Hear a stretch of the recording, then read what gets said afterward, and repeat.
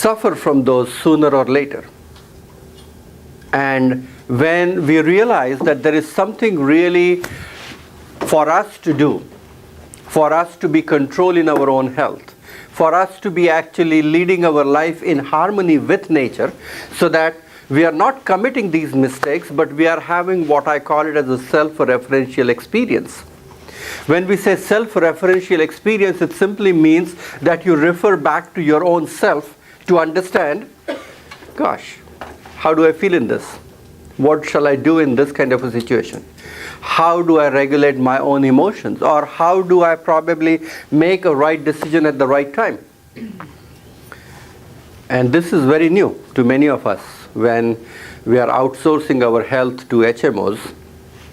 For us to make a decision whether I should eat pizza tonight or I should be having a salad tonight or something else, and those decisions could be made only after 3 years when I have accumulated heartburn and hyperacidity and ulcers, and then we will make a decision for you.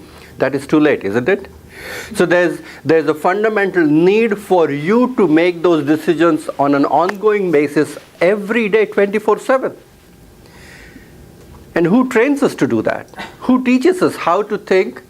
Is there a community college course, How to Think 101? Or How to Eat 101? It should be. There should be something where we think that we should be learning about how to take better care of ourselves from day one since we are born. How do we learn things, isn't it? We learn by observing people. That's how we do it. For the first 5 years, we are doing as the dad is doing or mom is doing or whatever is going on in the family. Then it's going to be our babysitter and then teachers and everything else. So it is something where we are learning, mostly watching things around us.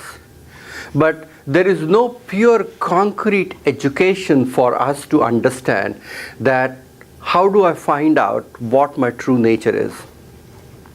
How do I find out what is good for me and what is bad for me? How do I find out what is right for me and what is not right for me? And that right could be a partial truth, might be right at some one time, could be wrong few years down the road.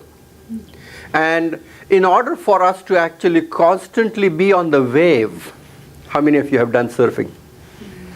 Good. So you have to be on the wave, isn't it? It's constantly moving. You have to keep on doing some things in order for you to bend, twist, turn, to be on that surfboard, to be on top of the wave. The moment you don't, you are under the water. And life in general is more or less like that.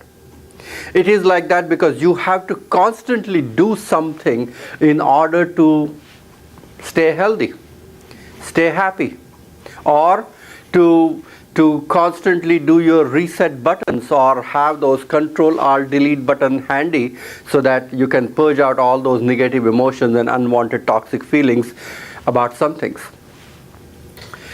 A science which deals with life in general, in totality, is Ayurveda. Because when we talk about Ayurvedic medicine, it is the wisdom of nature.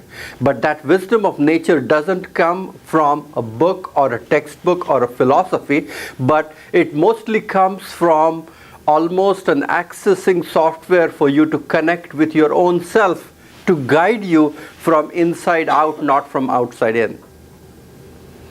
And that might sound very weird to some people because it might feel as if, God, I'm so messed up myself, so I just don't know what I'm doing. I just don't know what I'm thinking. But many times our life is always posed with challenges which are created by a very chaotic world outside us.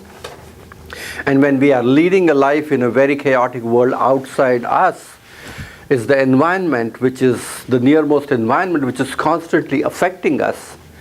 I won't say hurting us, but it is one way or another is creating an impact on us, whether either we are feeling good about it or bad about it. And we are taking that experience directly in. We take that in because that experience should either ultimately make us feel good or make us feel bad. It should only have the same experiences whether it creates sukha or dukkha. Whether it has a nourishing quality to it or it does not have a nourishing quality but maybe even depleting qualities to it. when you look at the current need of our healthcare system, we are posed with a challenge where what percentage of the diseases, chronic diseases we have, are related with people's lifestyle? Could you guess?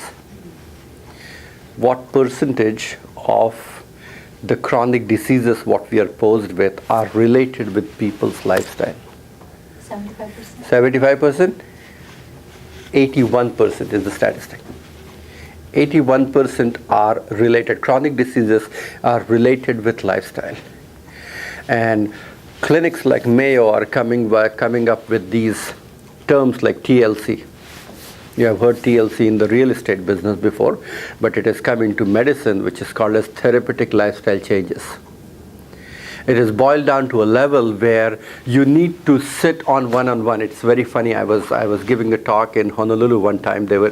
Kaiser Permanente invited me to talk about Ayurveda to some of their doctors, and I was very happy. Oh, I said, yeah, these nuts are cracking. So I was very happy, dressed up in nice suit and everything, and went up there and wanted to give a talk to all the doctors about Ayurveda, and they were there with their beepers and pagers and cell phones coming in and out and looking at me and things like that.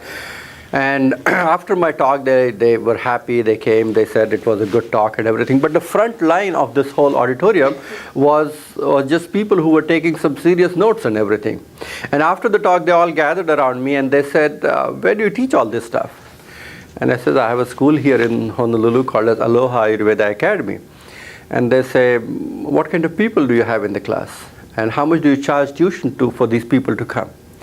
And I said, God, why do you ask these questions? And they were not doctors. They were accountants and bookkeepers for this insurance company.